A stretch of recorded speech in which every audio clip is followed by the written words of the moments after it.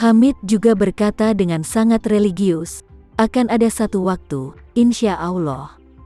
Setelah itu, Tama Renza membawa Melba dengan helikopter yang diatur oleh Aprilio. Hamid tidak ingin segera pergi, tetapi menyaksikan helikopter Tama Renza lepas landas sampai dia tidak terlihat lagi. Lalu dia menghela nafas dan naik ke pesawatnya. Dalam helikopter yang kembali ke Lebanon, Aprilio, Devano, dan Vasili memandang Tama Renza dengan kaget. Terutama Aprilio, dia awalnya berpikir bahwa jika Tama Renza masuk ke dalam lingkungan pengaruh Hamid sendirian kali ini, 90% dia akan ditawan, dan dia pasti harus meminta keluarga Renza kembali ke rumah untuk membayar tebusan. Padahal, setelah mengetahui keadaan tersebut, Tuan Rumah Maher Renza pun sudah siap mengeluarkan uang untuk menebusnya.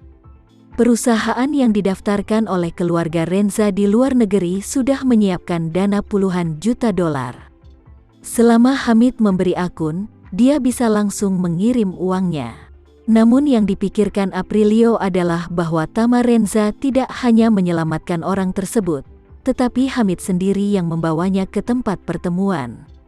Yang membuatnya lebih luar biasa adalah bahwa Hamid memanggilnya saudara laki-lakinya dan sangat menghormatinya. Tepat ketika Aprilio sangat terkejut sehingga dia tidak bisa menambahkan apa-apa, Tama Renza bertanya kepadanya, "Aprilio, apakah pesawat Concorde sudah siap?" Aprilio kembali sadar dan berkata dengan tergesa-gesa, "Tuan, kita akan kembali ke bandara, sudah siap, kamu bisa lepas landas kapan saja." Tama Renza mengangguk puas dan berkata, "Bandara langsung, transfer ke Concorde dan kembali ke rumah segera setelah tiba." Pesawat Concorde yang ramping lepas landas dari Bandara Internasional Ibu Kota Lebanon, Beirut. Pesawat itu melesat ke langit dan berlayar menuju Indonesia dengan kecepatan tercepat. Di pesawat, Melba duduk di jendela, menatap keluar jendela dengan bingung. Hingga saat ini, dia masih merasa pengalaman 1 jam terakhir ini seperti mimpi. Namun, dia diam-diam menatap Tama Renza, yang duduk tidak jauh dengan mata terpejam dan istirahat, dan dia bisa dengan jelas merasakan bahwa semua ini bukanlah mimpi, tapi keberadaan nyata. Memikirkan Tama Renza akan datang ke Suriah sendirian dan menyelamatkannya dari ambang kematian, Melba merasa sangat bersalah selain bersyukur. Dia merasa bahwa setelah bertahun-tahun membaca dan mempelajari ekonomi dan keuangan selama bertahun-tahun, dia naif dan bahkan tidak bisa melihat melalui sifat manusia.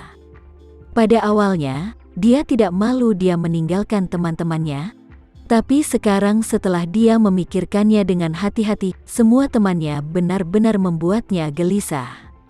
Menurut pendapat mereka, dia lebih suka mati bersama mereka sendiri daripada memiliki kesempatan hidup. Meskipun mereka memiliki kesempatan untuk hidup, tetapi mereka disia-siakan dengan tidak bermoral. Akibatnya, mereka menyia-nyiakan kesempatan mereka dan mulai merasa sangat marah mengapa dia memiliki kesempatan untuk pergi. Orang semacam ini membuatnya sangat menghargai kejahatan kodrat manusia.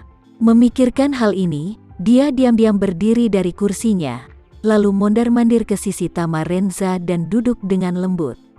Tama Renza, yang memejamkan mata dan beristirahat, merasakan seseorang duduk di sampingnya. Dia membuka matanya dan melihat bahwa itu adalah Melba Hartono. Dia tersenyum dan bertanya padanya, "Melba, mengapa kamu tidak memanfaatkan waktu terbang beberapa jam ini dan beristirahat dengan baik?" Melba berkata dengan malu, "Aku sangat bingung dan tidak bisa tidur. Hatiku tidak tenang dan gelisah." Dengan itu, dia menatap Tama Renza dan berkata dengan malu, "Tuan Tama, aku sangat malu hari ini." Tama Renza tersenyum sedikit, "Apakah kamu melakukannya untuk teman-temanmu?" Melba mengangguk sedikit dan berkata dengan emosi, "Aku benar-benar tidak menyangka mereka semua adalah orang-orang seperti itu." "Kamu benar, aku tidak cukup tahu tentang sifat manusia. Mungkin itu masyarakat, banyak pengalaman yang masih kurang." Tama Renza tersenyum dan berkata, Semakin kurang pengalaman sosial, semakin banyak bukti bahwa kamu telah terlindungi dengan baik sejak masa kanak-kanak. Banyak anak dalam beberapa tahun dan remaja memiliki banyak pengalaman sosial sejak dini. Ini membuktikan bahwa perlindungan yang diberikan oleh keluarga asalnya saja tidak cukup. Setelah berbicara, Tama Renza berkata lagi, lebih jauh, hal yang kamu alami ini memang sangat istimewa. Dalam keadaan normal, tidak mungkin orang normal mengalami penculikan oleh angkatan bersenjata negara lain. Ada 6 hingga 7 miliar orang di dunia. Populasi, diperkirakan tidak ada 6 atau 7 ribu orang dengan pengalaman seperti ini. Ketika bertobat, hanya 1 orang dari rata-rata 1 juta orang yang akan memiliki pengalaman seperti ini. Selamat, setelah malam ini, kamu terpisah dari 99,99% orang yang tidak memiliki kesempatan untuk memiliki pengalaman praktis, segera meninggalkan sebagian besar dari mereka. Melba bahkan lebih malu dan tersipu dan berkata, jangan mengejekku.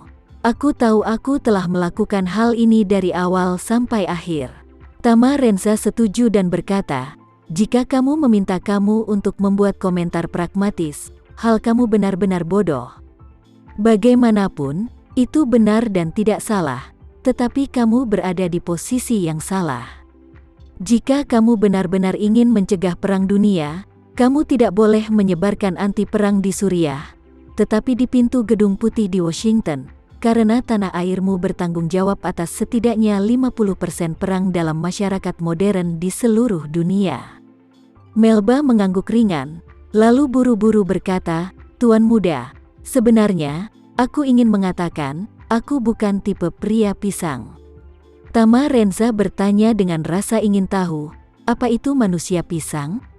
Melba buru-buru berkata, orang pisang mengacu pada orang Indonesia yang lahir dan besar di Amerika Serikat. Mereka memiliki tubuh dan gen ras kuning, tetapi memiliki pemikiran dan pandangan orang Barat. Tama Renza bertanya dengan penuh minat, apa kau tidak berpikir seperti orang Barat?